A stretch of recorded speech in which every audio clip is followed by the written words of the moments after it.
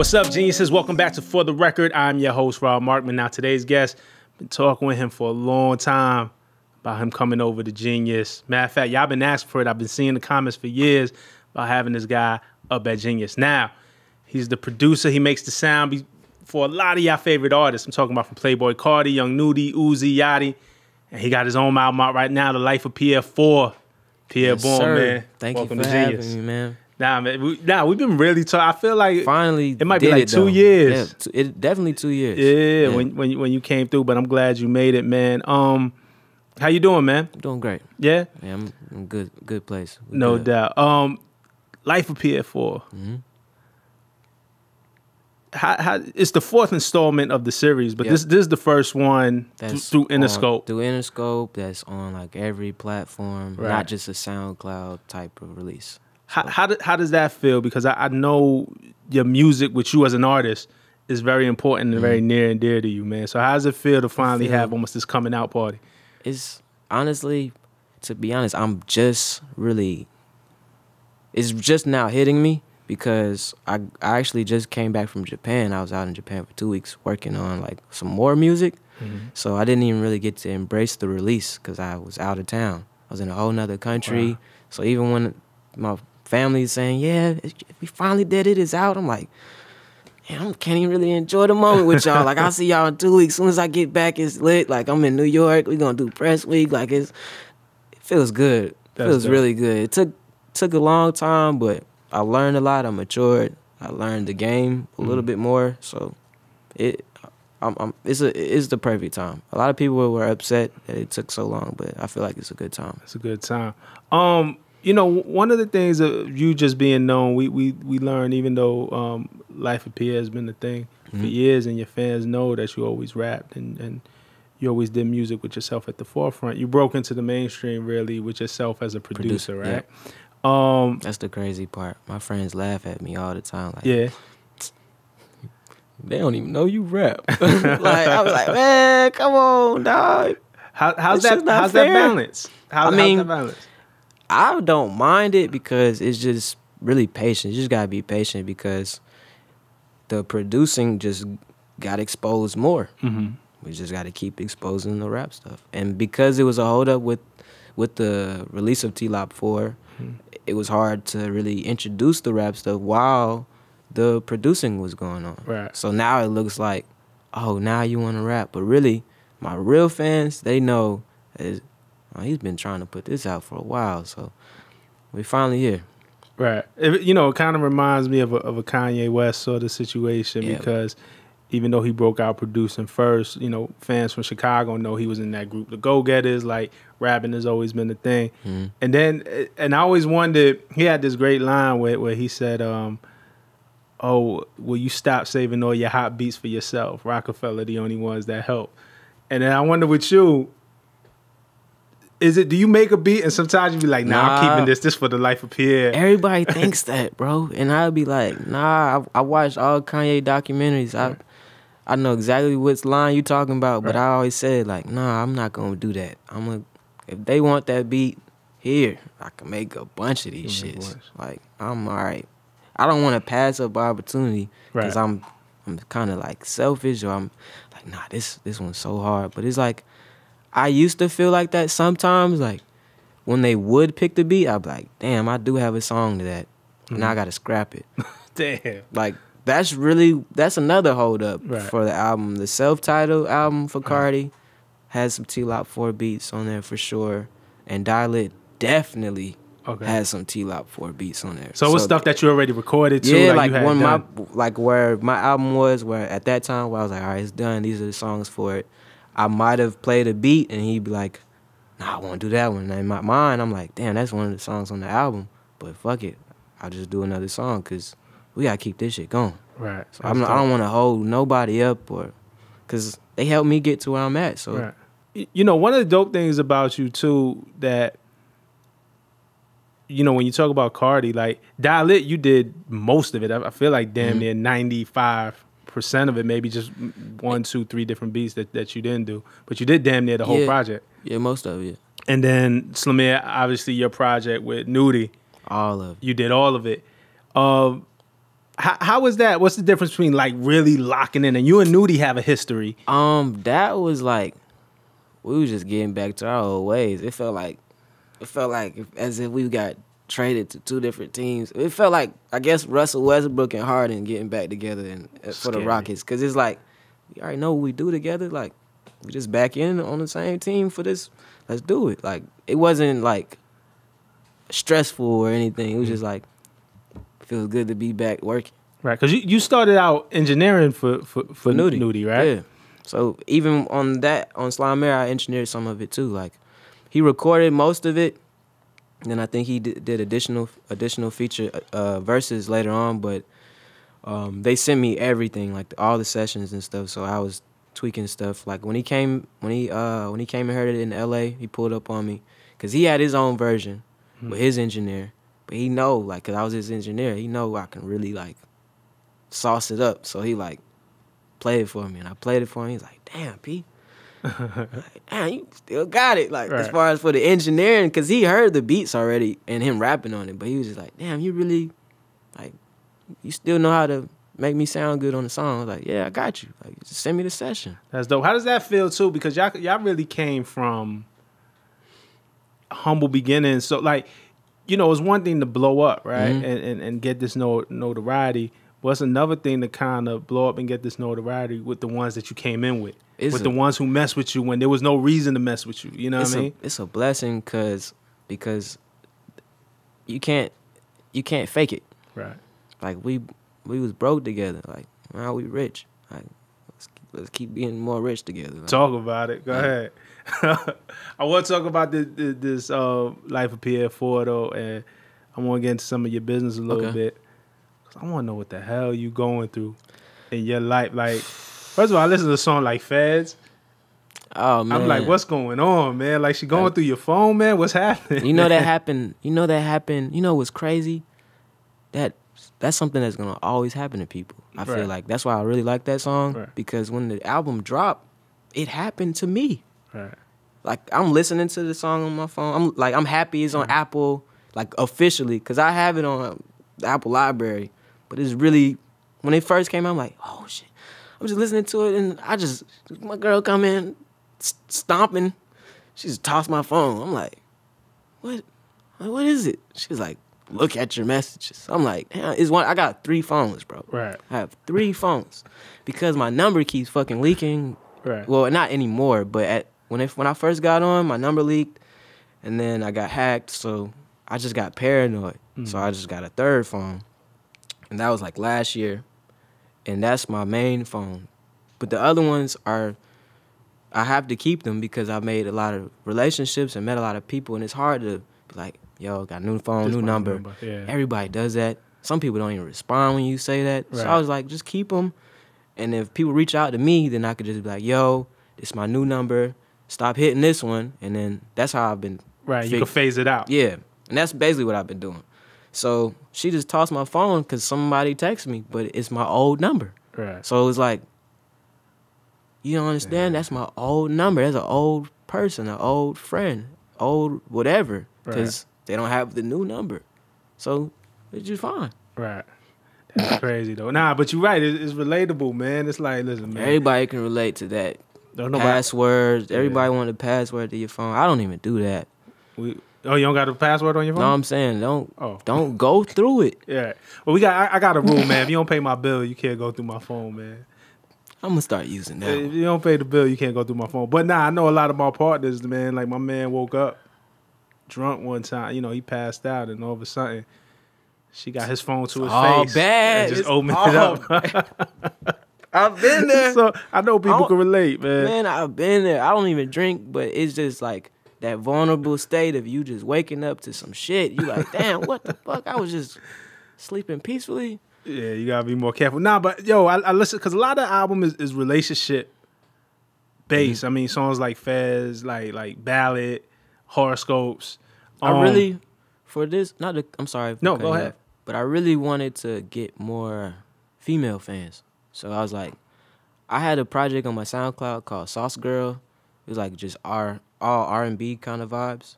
I put that out maybe like 4 years ago. Yeah, I think 4 years ago.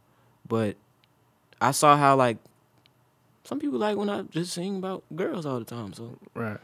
And everyone has relationship problems. Like I was just like, I want to really kind of like just showcase me making songs like that. I mean, I like the rap and stuff, but I was like, let me give them a little different vibe on this one. Right. I was going through a lot of relationship problems. Nah, I could tell.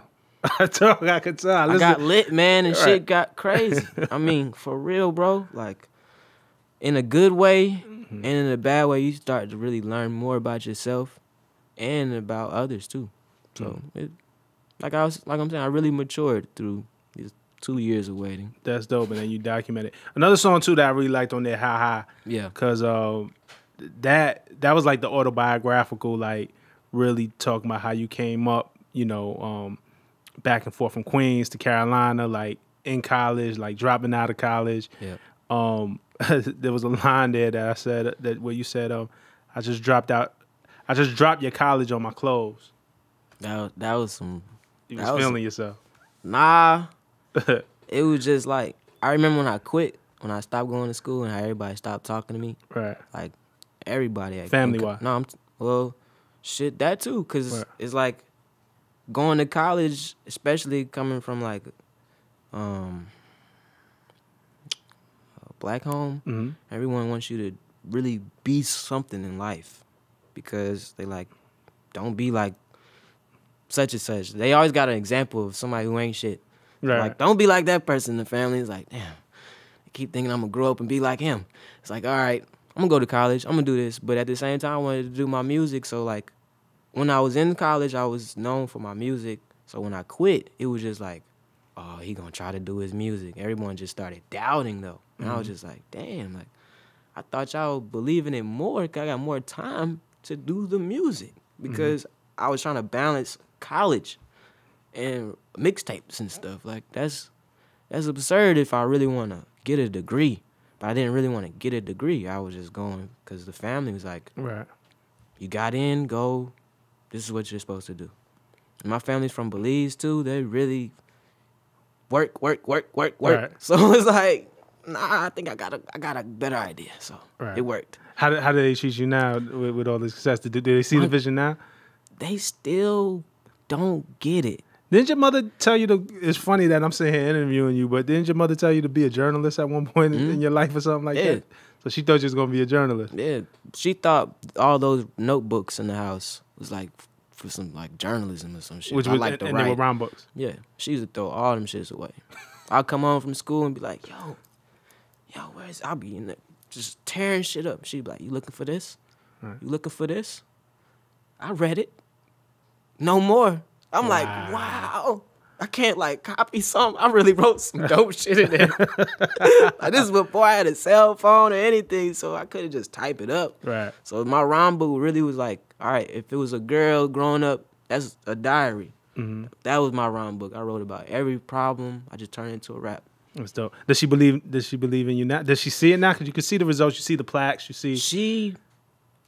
She had to really tell the truth about her childhood too, because she grew up in Queens. Right. Like, she went to school with Irv Gotti. Like her brother dated I think Pepper from Salt and Pepper. Wow. Like, they went to Catholic school together. Like, the hip hop was around, so why was she throwing my rhyme book away? She from that era. Yeah, so I was like, I didn't know none of that until we got like a little bit closer when it came to the music. Because at first she used to just be like, no, you're going to school, you're going to go to college, you're going to get a job, you're not going to be no fucking rapper. And I'm just like, I hear you. I'm going to do what you say, but if this shit work out first. You know, we definitely go into, well, aside from the success of it, right? Like, you got to really follow your heart. Like, if your heart wasn't in school, there was no way you was going to be successful at it. And I think that's what young people got to learn. Like, your heart got to be in it. Like, if you go into school, and I'm not telling nobody to drop out, but just to please somebody or please the family and not please yourself, there's only so far you could go. Exactly. You're not going to try hard. Like, you got to make sure this is something you really want to do yourself, because that's who has to go and do it. Straight up. That's dope. Nah, and I see you definitely repping Queens with the Prodigy shirt. Rest in peace. Yes, sir. Rest in peace. To P. Who are some of the rappers early on that influenced you then? To be honest, Dipset, G Unit, and then we got like 3 6 Mafia. Right. And like the old Young Jeezy, like the first Thug Motivation. Yeah, classic. Like classic. Those were like gems to me. Mm-hmm. And then when I started really picking up on like Kanye stuff, like my uncle, once he saw me getting into producing and rapping, he was like, "Nah, this is Kanye. Like, stop listening to that shit." This is the same uncle that gave you the computer and gave you Fruity Loops. Like he made sure I was listening to some good shit. Right. Like even if it was like some rhythms or anything. Right. Like he had a good music taste. And then being up here, the radio, just people passing by playing music. Like back in the day, it used to be a lot more music being played, like just out and about. Yeah, especially in New York, I feel like we lose the culture a little bit. Sometimes, like you could tell, you could do a heat check on the album, like you knew if it was hot if multiple cars drove around the block playing it. I feel like through gentrification or whatever, like we don't get that no more. But I remember I was staying in Queens. I think I had a break from school in college. It was right when I was debating on dropping out or something. I just took a little break. And I was working out in Queens, and Nas dropped the Life is Good album. And I was in the barbershop right around the corner, American Farmers. Yeah. And they was just going crazy over it, and I was just sitting back like, damn, this is lit. Like, I mean, this shit really hard. Like, if everybody in here is going crazy over this shit, like, it's really hard. So I get exactly what you mean. Like, when you see everyone else, like, embracing it without you telling them. Right. Like, well, how do you feel? Because I feel like Magnolia was probably one of those songs when you talk about the song that's just universal. Like, you could go, where was the most unexpected place that you heard Magnolia? Snapchat. Okay. Like, one day I woke up and it was a filter. You turn into like a bee or something, and then the song plays, and I was just like, I made my face on it, and I was just like, yo, this is so fucking crazy. Like, everyone in the world could do this right now. Like, wow. Like, that was that or the Met Gala. I think they played at the Met Gala. I was like, what? Like, what is going on? Like, this was so early. Yeah. I was just like, yo, we are out of here. I don't know if anyone else know. I'm about to pack my bags because we are out of here. Like the Met Gala, Snapchat. That's a different speed. What? And it was also probably down Merrick too, driving down Merrick. Nah, like, for sure. You heard it there. You know what I'm saying? I wasn't. See, now I've been able to like really come back to New York when I want to come back. When I just want to come see my family. Like I really been having more time to dedicate to things that I want to do. Like I'm in more control of what I got going on. At first, everything was moving so fast. We were on tour. We were going here. All I could do was call home. So I really wasn't even able to link with my friends back out here. Like one of my childhood friends didn't even know I was Pi'erre. Like we just linked this year. Wow. And he was like, yo, bro, I didn't know that was you. And I was just like, you gotta stay out of jail. Well,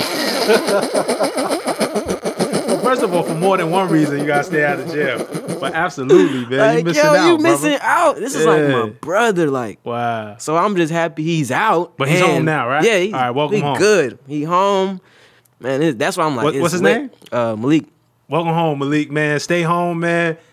It's better out here than it is in here. I know you already know that. Cap. It's lit, man. Real. I think he coming with me to LA, his birthday on Monday. Fire. That's fire. But yeah, that's like we really. He gave me my first MacBook. Wow. Like he stole it or some shit. Oh well, listen now. Don't go snitching on him now, man. You gonna fuck his whole shit up again. Man, he's straight. Man. We was kids. That's dope to have those type of friends. We was like, I was so young, I didn't even know that how significant of a MacBook. Like I just. It's like, oh, word? Right. Thanks. And then I took it back down south, and then people was like, yo, you got a fucking MacBook. Like, you could really make some music shit on a MacBook. And that's when I started to understand the Pro Tools, like just getting better equipment and getting more memory for your computer. Like, I didn't understand that shit at first. Right. I would just like to make the music. And then I'd be like, why does my computer freeze? Why is this shit slow? And I started to understand you got to soup your shit up like a car. I want to go back. You talked about your uncle and introducing you to Kanye's music. You got to work with Ye. Yeah. On Wyoming sessions for the Ye album. I played him The Life of Pi'erre 4 too. Yeah, up there. And well, not out I actually didn't play it for him when we were in Wyoming. Okay. I wanted to wait till it was done. Done. Like, out. So I was like, well, as soon as it came out, I went and pulled up on him and played it for him. What was the reaction? What type of what? Now it was lit, bro. You came up. Listen though, but I want people to understand the magnitude of this. You came up with your uncle making sure that he put you on to Kanye. It's lit. And then you get to play him. Yo, because when I first worked with him, he was like he just loved my music, my production. And I was just like, fuck, man. I wish I could play on my rap shit, but I don't want to be doing too much in here.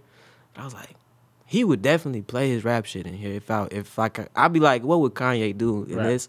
But sometimes I'd be like, I don't think that's what I should do though. Right. Like maybe we should see what Pi'erre do. But sometimes I'd be like, Kanye would definitely not be tolerating this shit right now. So I don't think I should be tolerating this shit either.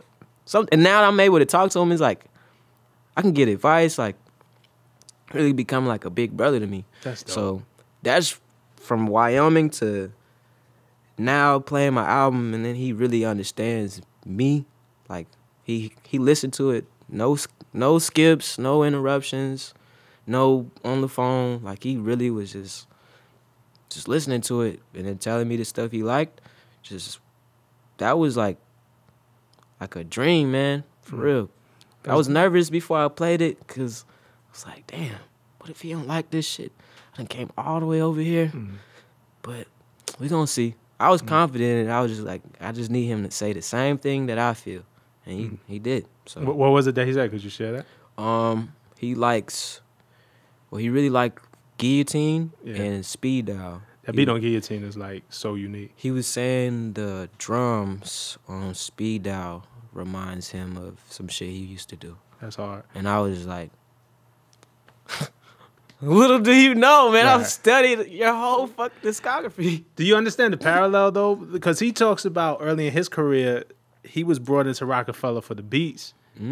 But he really wanted to rap for Jay-Z. He had to pick his spots of like, yo, I do music, I do more than just beats. Yeah.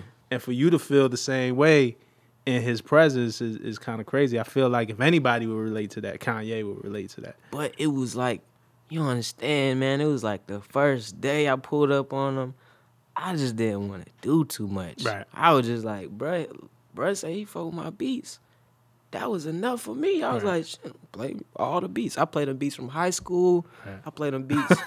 No, man, I really showed him me, everything he wanted from beats, A to Z. I was like, I can give you 2010, 2009. When you want to go 2010, 2011, we can go up, we can go down, like, don't matter. That's hard. So he heard everything, but then he ended up doing, like, yikes. Right. So I was like, damn, I played just shit. Like, I wanted you to do the sample beats. Right. Like, but so the more we are around each other, I can kind of, like, I guess, play more stuff. Understand. Okay. Pi'erre 4, I feel like you could have had all the features on it that you wanted. Definitely. And you didn't, and so I feel like it was purposeful. What was the thought behind that, man? You trying to do a J. Cole thing? You trying to do platinum, no features? What's going on? No, I mean, well, on most of the other T-Lot 1, 2, and 3, I got maybe like 1 or 2 features total. So that was already like the standard, like no features really, just the life of Pi'erre. Because if I put anyone else on it, that's not really my life. That becomes our lives together. So I was like, let me do a project. I can do a whole nother project like that, where it's feature-based, a bunch of other artist songs, really on some like DJ Khaled compilation type album. I know I can do something like that. Right. My dad actually called me the other day and was like, bro, why don't you're tripping. Why don't you just do something like that? I was like, no, that's what's expected. I was like, you gotta understand, it took 2 years to finally put out my rap shit. Like, we just playing catch up right now. That's the one thing, not the one thing, but it's one thing that I respect about you is that you have a vision for yourself, and I think it would have been easy to go in and do the DJ Khaled type album. Not that that's easy, but the expected thing, the label would have probably been jumping up and down for it. And I think the harder thing to say is, I came in here as an artist and I want to give you my artistry and really stick to that plan. So I commend you for that, though. Appreciate it. For real, that's super dope. A lot of people try to change my mind, man. I'm sure. Where do you get the confidence from to not waver? Nobody record me or make my beats or write my songs. They can't really dictate or tell me like creative ideas unless they like do that music shit too. Now if they like really, if I see them and it's like it makes sense, then yeah, I might consider it. But it's like I do everything so much, it's hard for me to be like, all right, I'll do this. I'll do what you say I'll do. Because it's like, where was y'all at when I was recording myself, making the beat? Like, the input be too late for me. Right. That's how I feel. Like the idea's already in your head. The mission's already set. Yeah. I got you. I want to ask you about a couple records. One record that, the phenomenon of this record, Pissy Pamper. Mm-hmm. It was supposed to be on your Nudy's project, right? With Sli'merre. And it didn't make it. Mm-hmm. But it leaks. It got leaked. And then it ends up on Spotify as a leak, and it's going crazy. Spotify gotta fix shit like that. That ain't even supposed to be happening. And then two, when it happens, it's like, damn, can we just put it out? But it's a sample. So it's really the getting it cleared. It just won't get cleared. Right. And especially because it leaked, the people that I sampled, I know they feel some type of way, but it wasn't us that leaked it. Yeah, we actually did, Genius did a article on it. It was like some kid, like literally like a high school kid somewhere figured out, because I think what people don't understand is damn near anybody could put something on Spotify if you go through TuneCore or DistroKid. Like, it's not that difficult. It's not that difficult. Like, trust me, I know. But I try to report it. Anytime I see one of my songs might have just been uploaded under another person's name, I report it. So it just gets weird. Like, if it's getting that much traction, why isn't it being reported? Right. Like, if it's different if it's like, all right, it's a leak, it only got 100 views. Should be having 100,000 views. Like, I went so when is somebody gonna be like, all right, this ain't even the real one. Let's at least figure out how to put out the real one so everyone can make some money. Because that shit just be like a joke to us, because we ain't getting nothing off that shit. Right. Because we can't put it out. Does it surprise you when that song blows up? Like, I'm sure it has to be bittersweet, right? People appreciate it, but then you don't. I feel bad for the artists. Me personally, like, I'm good at keeping up with my music, making sure it don't leak. Right. But I feel bad for Carti especially. His shit leaks all the time. Like Nudy's, it only leaked when Carti got on it. So that shows you they leaked the Carti shit.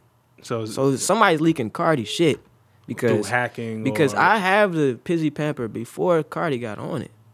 Because they were telling me they were going to send it over. So I was like, all right, let me touch up the beat, make it longer or whatever. But they were like, no, we already sent it. I was like, right, shit's going to leak.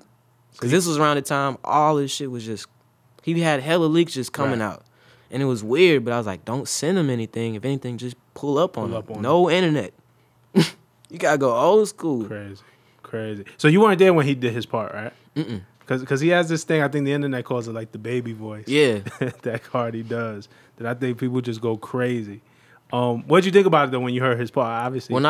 When I heard it, I think I was out here for something. But I was just excited. I didn't know it was going to leak. I thought it was, all right. I was just like, all right, we got this one. Because I had to really put it all together. So I was just like, I was just trying to be on top of everything. I was like, did we get the Carti verse? Did we get this verse? Did we get this verse? Because I have to mix it. So I was like, can they send me the files? So we were all excited. But the shit just leaked, and it was like, damn, they kind of spoiled the moment. Yeah. And it's good to see, like, it'll do well, but it's like, it's whack because we can't actually put it out. You didn't get to do it in the way that you wanted to, or the way that you envisioned as an artist. And again, it goes back to what I said, man. One of the dope things about you is that how you really stick to your guns, how you have principles when it comes to your thing. And I felt like that came into play with the Tekashi 6ix9ine with Gummo. Yeah. That record blew up and became a hit. It was a beat that you made, but you didn't openly embrace it right away. Like it was hard for you to feel like I never wanted to have anything to do with that song just because of how they went about releasing it. It was very disrespectful. Mm-hmm. Very like, fuck you, basically. Mm. And it's like, I didn't want the money. Like, it was just, I was at a crossroad basically. Like, do I want to put out my own music successfully? Because it's politics. Mm-hmm. Like, it ain't no street shit. It's industry politics.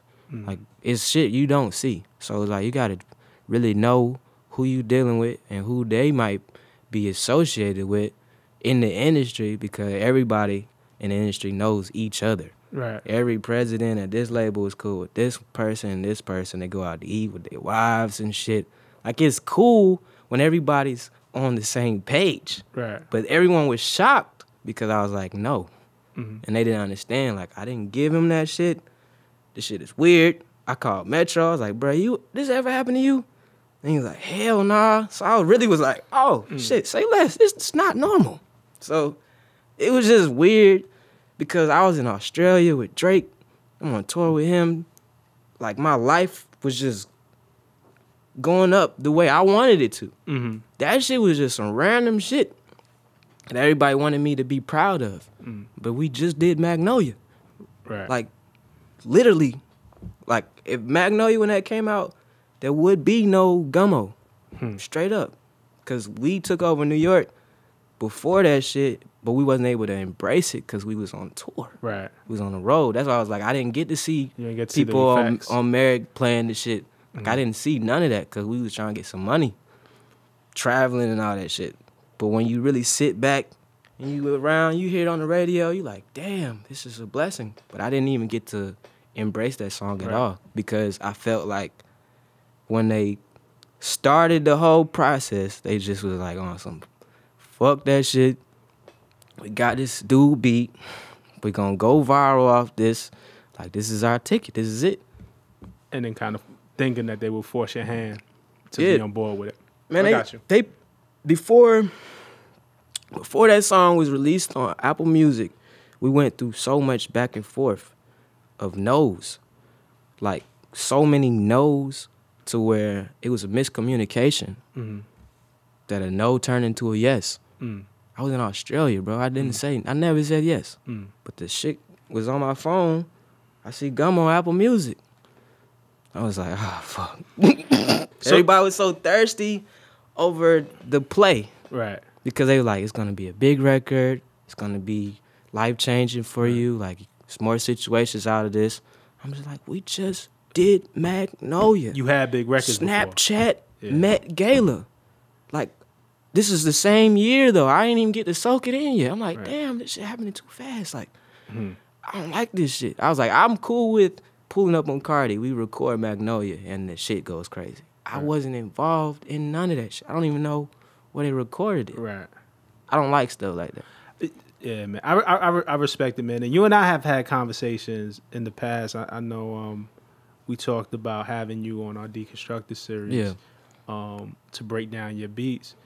But I know that doesn't make you comfortable. Not either. yet. And that's cool. I respect. You've been very clear in your communication. I just feel like I feel like I needed to do more before I like. You went, baby. Just know that. But it was so early, bro. Right. It was like I was just like, cause I pulled up on you. We was in this room, and I was just like, something just was like, nah, don't do it. Don't do it yet. Like it ain't over. You could come back, but just don't do it yet. Like everything was happening so fast. I was like, I'm kind of glad because they still went and made hella Pi'erre type beats. Right. So I really would have shot myself in the foot. Right. You know, I say that to say, and look, we here now 2 years later, and we talking about it, but you're different.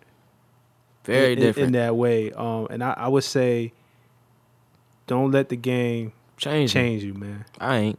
That's why if it take a little while longer to put out my project like how this one was, fuck it. But when it come out, you know that's all me, straight up.